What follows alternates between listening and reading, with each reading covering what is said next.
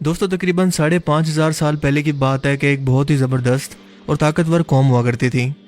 ये लोग साइंसी तरक्की और टेक्नोलॉजी के लिहाज से तरक्कियों की मेराज पर थे, यानी कि पूरी दुनिया से सबसे ज़्यादा एडवांस और जदीद तरीन यही लोग थे। ये लोग पहाड़ों को इस खूबसूरत तरीके से तराश कर मजबूत तरीन महलात और तामीरात किया करते थे कि आज के साइंसदान भी इनकी अक्ल व दानिश पर हैरान हुए बगैर नहीं रह सकते। ये लोग इस कदर ज़हीन और माहिरीन तामीरात थे कि अल्लाह के मुकाबले के लिए नाउज़ुबिल्लाह जन्नत बना दिया करते थे, क्योंकि ये लोग इंतहाई ताकतवर, इंतहाई कद्दावर और जीनियस तरीन लोग थे। अपनी इन्हीं खसूसियात की वजह से ये अपने दौर की सुपर पावर कहलाते थे, जो कि सिर्फ और सिर्फ अल्लाह ताला की ज़ात है। अपनी तरक्की, तामीरात और खसूसियात की वजह से वो सरकश और नाफरमान होते चले गए। वो खुदाए वादा उला शरीक के वजूद से मुनकिर होते चले गए। इनके अंदर गरूर और तकब्बुर हद से ज़्यादा बढ़ गया, तो अल्लाह ताला ने अंबिया कराम को इनकी हिदायत के लिए और इनको बात समझाने के लिए भेजा। लेकिन ये लोग इनका मजाक उड़ाते, अंबिया कराम को अजियतें पहुंचाते और इन पर तशद्दुद करके इन्हें अपनी बस्ती से बाहर निकाल दिया करते थे। ये जगह बहुत ही सरसब्ज़ और शादाब थी, लेकिन जब इन पर अजाब नाजिल करने का फैसला कर लिया गया तो सबसे पहले इनके यहाँ बारिशें रोक दी गई, क्योंकि बारिश अल्लाह ताला की रहमत होती है और अल्लाह ताला जिस बस्ती पर राजी होता है या इससे खुश होता है तो वहाँ पर बारिशें बरसाता है। लेकिन इस सरकश और नाफरमान कौम पर इसके तकब्बुर की वजह से बारिश जैसी नेमत छीन ली गई। इनके हम बारिशों और बादलों ने अपने रब के हुक्म से बिल्कुल रुख फेर लिया, जिसकी वजह से वहाँ कहत साली जैसी सूरत हाल पैदा होती चली गई। लेकिन फिर एक रोज़ एक इंतहाई अजीबो गरीब वाक़या रुनमा हुआ। उन्होंने एक रोज़ आसमान पर उठने वाले एक धुएं के बादल को देखा, जो कि तेज़ी से इनकी जानिब बढ़ रहा था, और वो इस बादल को देखकर बहुत ज़्यादा खुश हुए और समझे कि इनकी कैद साली अब ख़त्म होने वाली है, क्योंकि इन्हें लगा कि ये बारिश बरसाने वाला कोई बादल है जो कि खूब बरसेगा और फिर एक बार फिर से इनके यहाँ हरियाली और सब्जे का दौर फिर से वापस आ जाएगा। लेकिन दर हकीकत ये अल्लाह ताला की तरफ से आसमान से कहर बरसाने के लिए इन पर नाजिल हुए थे। ये वो बादल थे जिन्होंने सिवाय इनके मजबूत मकानात और महलात के सिवा कुछ भी नहीं छोड़ा, बल्कि अपने रास्ते में आने वाली हर चीज़ को तहस नहस करके तबाह कर दिया। कुरान पाक में इस वाक़े का जिक्र कुछ इस तरह से मिलता है और इरशाद होता है कि जब उन्होंने इसे देखा कि वो एक बहुत बड़ा अब्र है जो इनके मैदानों की तरफ बड़ा चला आ रहा है, वो लोग कहने लगे कि ये तो अब्र है जो हम पर बरसेगा। नहीं, बल्कि ये वही है जिसे तुम बहुत जल्दी चाहते थे, यानी आंधी जिसमें दर्दनाक अजाब है। वो अपने रब के हुक्म से हर एक चीज़ को बर्बाद कर देगी। बस वो सुबह को ऐसे हो गए कि सिवाय इनके घरों के सिवा कुछ भी नज़र नहीं आता था, और हम इसी तरह से मुजरिमों को सजा दिया करते हैं। यानी कि ये एक ऐसी तेज़ रफ्तार आंधी थी जो कि तापकारी या रेडिएशन के असरात से भरी हुई थी, जिसने हज़ारों साल गुजरने के बाद भी आज तक इस ज़मीन के खिता को आबाद नहीं होने दिया। इस हवा ने यहाँ पर किसी भी जिंदा चीज़ और अपने पीछे ना तो किसी सब्जे को छोड़ा। यह हवा जहाँ जहाँ से गुजरती थी इंसानों के जिस्मों से गोश्त को उतार कर सिर्फ हड्डियों का पिंजरा रहने देती। जैसे कि आप जानते हैं कि एटमी हमले के बाद भी इंसानों के जिस्म का गोश्त पिघल कर एक भाप के अंदर बदल जाता है। वो एक ऐसी बांझ कर देने वाली हवा थी जैसे तापकारी या एटॉमिक रेडिएशन किसी जगह की ज़मीन के अंदर तक असर करके इसको बांझ कर देती है, यानी कि इस ज़मीन पर दोबारा कोई सब्ज़ा नहीं उग सकता। आपको बताता चलूँ कि ये कौम आद है, जिसका जिक्र कुरान करीम के अंदर सूरह ज़ारियात के अंदर मौजूद है।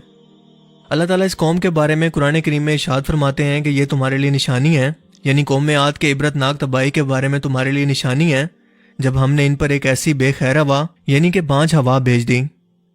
वो जिस चीज़ पर से भी गुजरती इसे बोसीदा हड्डियों की तरह किए बगैर ना छोड़ती। दोस्तों, इस ताबकारी नुमा हवा ने इनके जिस्मों को गोश्त के बगैर बोसीदा हड्डियों जैसा बना दिया। इनका सब कुछ मिट गया, ना वो बागात रहे ना सब्जा, बल्कि हर तरफ उड़ती हुई रेत और इंसानी ढांचे ही रह गए। ये ज़मीन का पूरा हिस्सा खाली हो गया। आज भी यहाँ दूर दूर तक सिर्फ उड़ती हुई रेत नजर आती है, और आज के ज़माने में भी इस खिते को रबीए खाली के नाम से ही अरब के लोग पुकारा करते हैं। आज इस वाक़े को तकरीबन 4000 साल गुजर गए हैं। एक रोज़ इसी इलाके से दुनिया के बेहतरीन इंसानों का एक लश्कर गुजरा, जिसकी क़यादत कायनात के सबसे बेहतरीन इंसान हज़रत मोहम्मद सल्लल्लाहु अलैहि वसल्लम कर रहे थे। ये लश्कर एक तवील सफ़र तय करके आ रहा था, और इस लश्कर ने जब इस खिते के अंदर कुछ खंडरात देखे तो वहाँ कुछ देर तक रुककर आराम करने का फैसला किया। जब इस लश्कर ने कुएं से पानी लिया तो वहाँ मौजूद कुछ खुश्क लकड़ियों को भी उठा लिया और इनको जलाकर रोटी और सालन तैयार करने लगे। जब दो जहां के सरदार हज़रत मोहम्मद सल्लल्लाहु अलैहि वसल्लम और लश्कर के कायद को इसके बारे में इल्म हुआ تو انہوں نے اپنے ساتھیوں کو حکم دیا کہ کنووں سے نکالا ہوا پانی اور پکائی ہوئی روٹیاں اور تیار شدہ سالن کو ضائع کر دو، اور اس میں سے کچھ بھی نہ کھاؤ اور نہ پیو، بلکہ جتنی جلدی ہو سکے یہاں سے آگے نکل جاؤ، ورنہ تم سب پر بھی عذاب آ سکتا ہے، کیونکہ یہاں پر ایک ایسی قوم کو عذاب دیا گیا ہے جو کہ سرکش اور نافرمان تھی، لہٰذا یہاں پر کسی بھی چیز کو استعمال مت کرنا۔ یہ کھانا جو ایک بہت بڑے لشکر کے لیے تیار کیا گیا تھا اور بہت زیادہ مقدار میں تھا، لیکن آپ صلی اللہ علیہ وآلہ وسلم کے حکم پر سارے کا سارا کھانا ضائع کر دیا گیا۔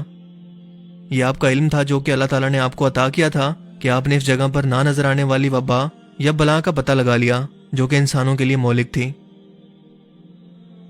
قرآن پاک میں اس ہوا کے لیے لفظ ریح الحکیم کا استعمال کیا گیا ہے۔ ریح کا مطلب ہے ہوا اور حکیم کا مطلب ہے بانجھ عورت یا مرد، یا پھر یہ بانجھ زمین کو بھی کہتے ہیں۔ علماء کرام اس لفظ بانجھ ہوا کے معنی ایک عرصے تک تلاش کرتے رہے، لیکن ایسی بانجھ ہوا کے بارے میں نہ جان سکے جو کہ اتنی زیادہ خطرناک ہو کہ انسان کے جسم سے گوشت کو پگھلا کر ہڈیوں کو بسیدہ کر دے، اور اس جگہ پر موجود ہر چیز کو ایسے بانجھ کر دے کہ وہاں ہزاروں سال بعد بھی کوئی چیز نہ تو پیدا ہو سکے اور نہ وہاں پر کوئی انسان رہ سکے۔ لیکن آج کے موجودہ دور کے اندر جب ایٹمی تجربات اور ایٹمی دھماکوں کے بعد پیدا ہونے والی ریڈیشنز کے بارے میں جب انسانوں کو پتہ چلا، تو اس کا اصل مطلب ہم 1400 سال گزرنے کے بعد آخرکار آج سمجھے ہیں، جس کے بعد قرآن کریم کی اس آیت کا مفہوم واضح ہو گیا کہ ایک ایسا بادل جو انتہائی تیز رفتاری سے آگے کی جانب بڑھتا ہے اور پھر پلک جھپکتے ہی اتنی تیزی سے تباہی مچا سکتا ہے کہ کسی بھی انسان کو سنبھلنے کا موقع ہی نہ ملے، اور اس کے بعد ایک ایسی بانجھ ہوا پیدا ہو جو سب کچھ ختم کر کے ہزاروں سالوں تک وہاں کچھ بھی پیدا تک نہ ہونے دے۔ تب جا کر ہمیں اللہ تعالیٰ کی قدرت اور عبرت کے لیے بتائے گئے اس بانجھ ہوا کے لفظ کا مطلب سمجھ میں آیا کہ ہماری عقل کس قدر ناقص ہے اور اللہ تعالیٰ کا علم کس قدر وسیع ہے، جس نے قیامت تک کے آنے والے انسانوں کے لیے اس واقعے کے اندر عبرت چھوڑ دی تاکہ انسان اس سے سبق لیں اور اس دنیا کو اپنا ہمیشہ کا مقام نہ جانتے ہوئے آخرت کی تیاری کریں۔ اللہ تعالیٰ ہم سب کو ہدایت عطا فرمائے اور اپنے حبیب کے صدقے کسی بھی ایسی پکڑ سے اور اللہ تعالیٰ کے عذاب سے محفوظ رکھے، آمین۔ مجھے امید ہے کہ آج کی اس ویڈیو سے آپ کو کچھ نیا جاننے کو ملا ہوگا اور یہ ویڈیو آپ کو پسند آیا ہوگا۔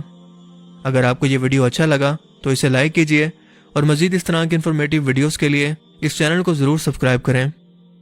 اب میں ملوں گا آپ سے ایک نئی انٹرسٹنگ ویڈیو میں، تب تک کے لیے اپنا بہت سا خیال رکھیے گا۔ Thanks for watching this video. اللہ حافظ۔